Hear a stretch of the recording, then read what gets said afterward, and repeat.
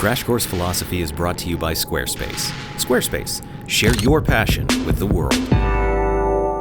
Let me tell you a story that is disturbing but true. In the year 2000, a 40-year-old man was arrested for possessing child pornography and molesting his 8-year-old stepdaughter. The man had no previous history of pedophilia, and he said he was baffled and dismayed by what appeared to be a sudden turn in his sexual behavior. While he was awaiting his day in court, the man began to complain of terrible headaches. A brain scan revealed a large tumor in his orbitofrontal cortex, the part of the brain known to control sexual impulse. The tumor was removed, and it turned out, so were his pedophilic impulses. But about a year later, those impulses returned. Another scan revealed that the tumor had returned as well. So a second surgery removed the tumor and the pedophilic behavior diminished, this time for good. Now, here's the question. Was that man's really horrible behavior a matter of free will? Or was it determined by what turned out to be a medical condition? Or was it neither? Could it even have been both?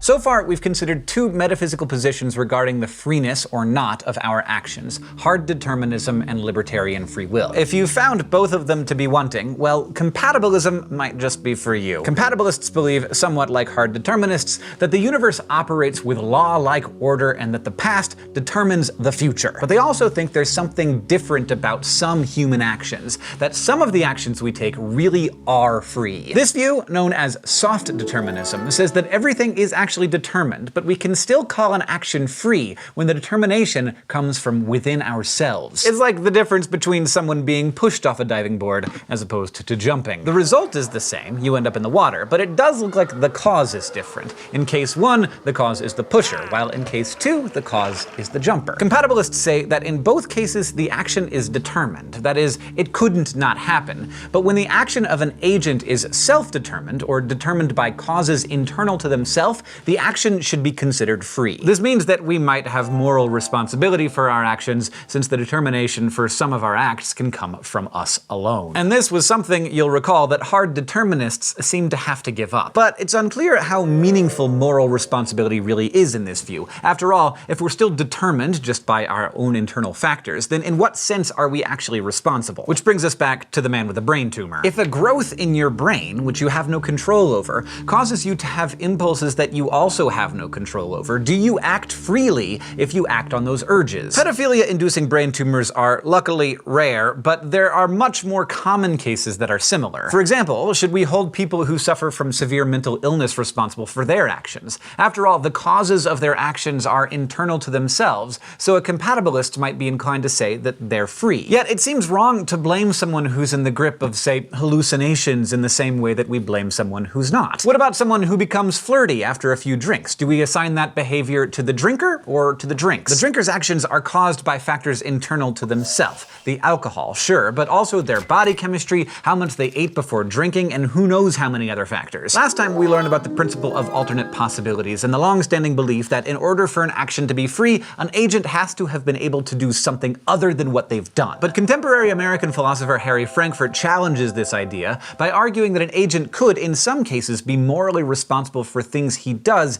even when he couldn't have done otherwise. We call these situations Frankfurt Cases, which brings us to the thought bubble to explore one in this week's Flash Philosophy. Suppose there's a fervent supporter of the Democratic Party and he comes up with a crazy plan to make sure his party wins the next election. He decides to abduct voters and plant devices in their brains, something that, as far as I know, neither party has tried yet. Now, these devices are designed to remain dormant unless a voter is going to vote Republican, in which case it'll activate and compel them to vote Democratic. Now, suppose that you were one of the unlucky abductees and you head to the polls with a device in your brain. But you've always been a lifelong Democrat, and device or no device, you have every intention of voting Democrat this time. You enter the polling booth, vote a straight Democratic ticket, and head home. Since you never had any intention of doing anything other than voting Democratic, the device was never activated. However, if you had decided to vote Republican, you would have been prevented from doing so. The principle of alternate possibilities says that you were not free in this case because you couldn't have done otherwise. Even if you tried to vote Republican, you would still have voted for Democrats. But Frankfurt argues you were still clearly responsible for your vote. You were responsible because you did what you wanted to do, even though you could not have done otherwise. Thanks, Thought Bubble. So what do you think? Not about the next election. I mean, can you be responsible without being able able to do otherwise. If you wanted to watch Crash Course and would have watched it on your own, but now it's playing in class and you don't actually have any choice,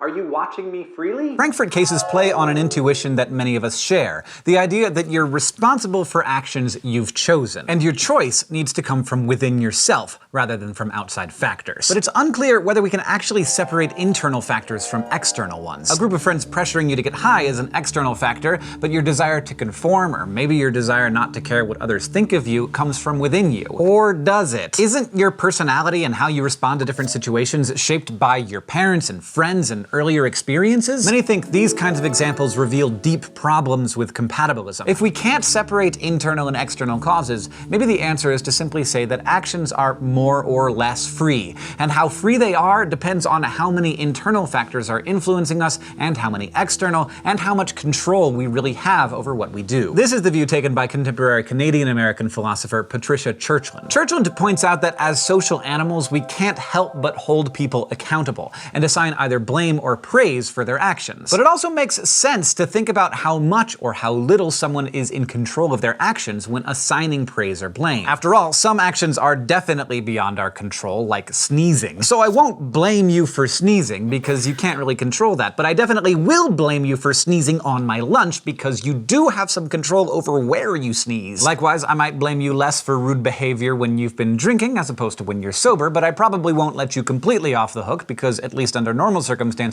you had control over your decision to drink. So Churchland says asking, am I free, is really the wrong question. Instead, we should be asking, how much control do I have? And the more control we have, the more responsibility we also have. This view lets us keep what we know about the deterministic nature of the universe while also making sense of our subjective feeling of freedom. So really, feeling free just means having control. We know disturbances in the brain can undermine our control, from seizures and tics to the pedophilic impulses that developed in the brain of the tumor patient. But we also know that our brains can be trained to develop control over many aspects of our behavior, like the way you used to pee whenever your bladder was full, but now you're able to control when and where you pee. Congratulations on that, by the way. But this means that we can choose to develop stronger levels of control over many of our actions, which is what we do when we work to break a bad habit or ingrain a good one. Now, libertarians will point out that being caused to do something by internal factors still keeps our actions from being truly free. These folks won't be satisfied with Churchland's answer, because it says that every one of our choices is still determined by something,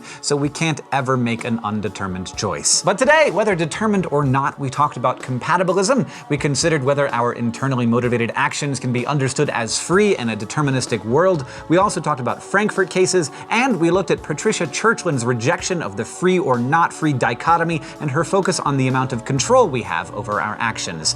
Next time, we're going to move into a new unit on the philosophy of language. This episode is brought to you by Squarespace. Squarespace helps to create websites, blogs, or online stores for you and your ideas. Websites look professionally designed regardless of skill level, no coding required. Try Squarespace at squarespace.com/crashcourse for a special offer. Squarespace, share your passion with the world. Crash Course Philosophy is produced in association with PBS Digital Studios. You can head over to their channel and check out a playlist of the latest episodes from shows like PBS Game Show, The Good Stuff, and Gross Science. This episode of Crash Course was filmed in the Dr. Cheryl C. Kinney Crash Course studio with the help of all of these awesome people, and our equally fantastic graphics team is Thought Cafe.